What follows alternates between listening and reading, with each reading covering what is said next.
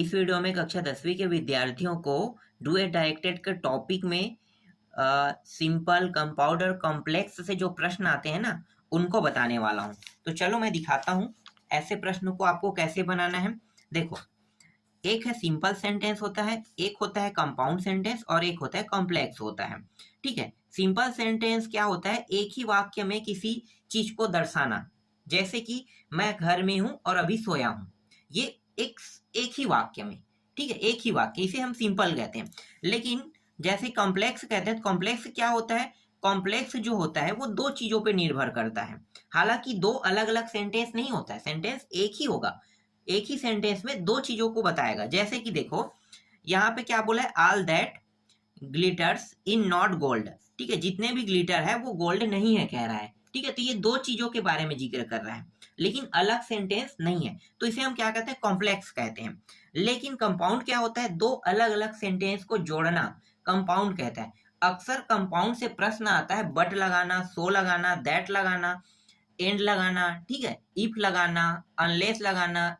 तो इन चीजों का उपयोग करना कंपाउंड से ही आता है प्रश्न, कॉम्प्लेक्स से नहीं आता है, ना ही सिंपल से आता है। लेकिन बाई चांस आधार बदल दिया इन्होंने, तो सिंपल, कॉम्प्लेक्स और कंपाउंड के बारे में प्रश्न आ गया, तो ये आ कैसे सकता है? मैं यहाँ पे आपको उपयोग करना भी सिखाऊंगा, जैसे बट है, इफ है, इल्स है, ठीक है, इनका उपयोग कैसे करते हैं इसको भी मैं सिखाऊंगा।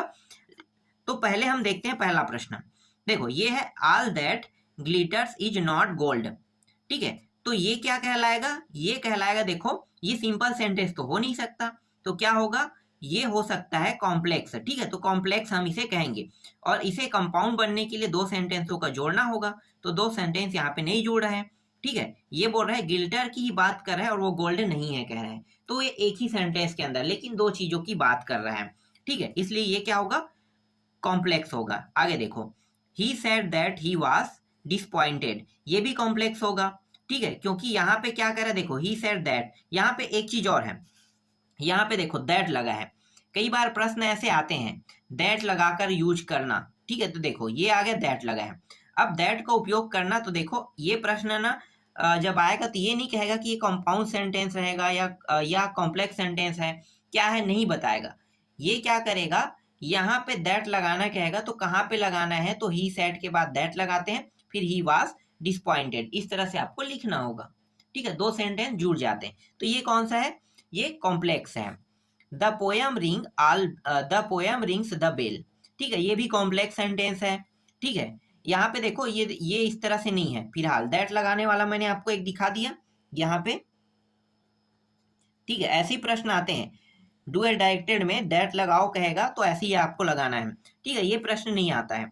तीसरा, चौथा देखते हैं, if I do not get a job I will started a business. ठीक है, ये एक ही व्यक्ति के बारे में जिक्र कर रहा है। ठीक है, वो व्यक्ति कह रहा है कि मैं जॉब नहीं करूंगा, मैं अपना खुद का बिजनेस करूंगा कह रहा है। ठीक है, तो यहाँ पे कुछ भी नहीं करना है, ये भी कॉम्प्लेक्स सेंटेंस है और यहाँ पे दो चीजों को जोड़ने वाला तो नहीं है, तो आपको कुछ नहीं करना है, ये प्रश्न भी नहीं आएगा।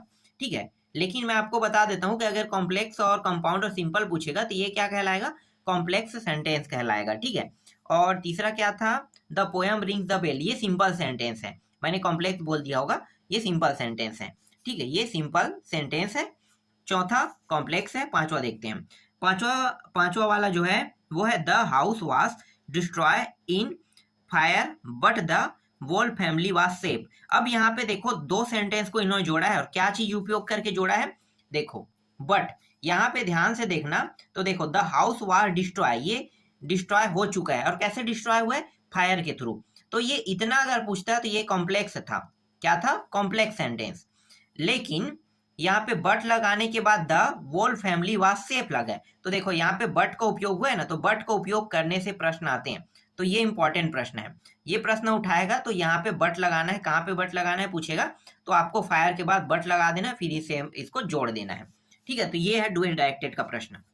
इसके बाद देखो यहाँ पे neither the colours nor the design is good कह रहा है, तो यहाँ पे देखो नाइदर पहले का है, नाइदर का मतलब कभी भी नहीं, ऐसा बोलते हैं ना, कभी नहीं, और नार का उपयोग किया गया है, मतलब ये क्या है? नहीं वाला शब्द दो बार उपयोग हुआ है, तो ये क्या कहलाएगा? ये कॉम्प्लेक्स है। तो नार का उपयोग करने वाला प्रश्न जो है ये भी डुअल डायरेक्टेड का है, लेकिन इसे हम सेंटेंस में कहते हैं कंपाउंड सेंटेंस कहेंगे।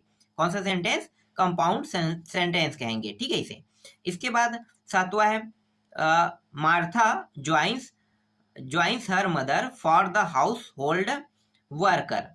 ठीक है, तो यहाँ पे क्या कर रहा है कि मार्था जो है ना वो ज्वाइन कर रहा है अपने मतलब अपनी मम्मी के साथ घर के कामों को करने के लिए कह रहा है। तो ये एक सिंपल सेंटेंस है, इसमें कोई भी ना तो कॉम्प्लेक्स की जिक्र हुआ है ना ही कंपाउंड का। ठीक है, इसके बाद she went home and forget to call me. ठीक है, तो यहाँ पे कौन सा इसमें किस चीज का यूज हो रहा है? एंड का यूज हो रहा है। ठीक है, और ये दो सेंटेंसों को मिलकर बन रहा है, तो इसे हम कहेंगे कंपाउंड सेंटेंस कहेंगे। If it rains we shall stay at home, तो ये कॉम्प्लेक्स सेंटेंस है। ठीक है, आगे देखते हैं। टुडे इज संडे सो, यहाँ पे देखो सो लगा है, ये इंपॉर्टेंट प्रश्न है। जहाँ पे मैंने अभी दिखाया ना, इसमें 4 प्रश्न इंपॉर्टेंट है। सो लगाना, ठीक है, ये कंपाउंड से है, कंपाउंड वाला ही प्रश्न अधिकतर प्रश्न आते हैं।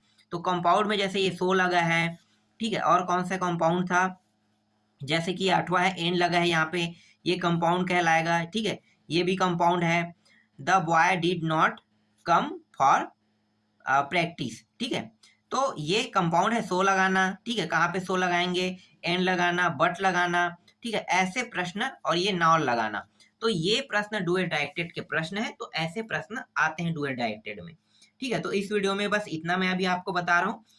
अभी वाइस बचा है, वाइस को बताना बाकी है। ठीक है, तो बहुत सारे टॉपिक, क्वेश्चन टेक को बताना बाकी है, क्योंकि वो भी प्रश्न आते हैं। तो क्वेश्चन टेक से कैसे प्रश्न आता है और कैसे बनाना है, पूरा मैं आपको बताते चलूंगा।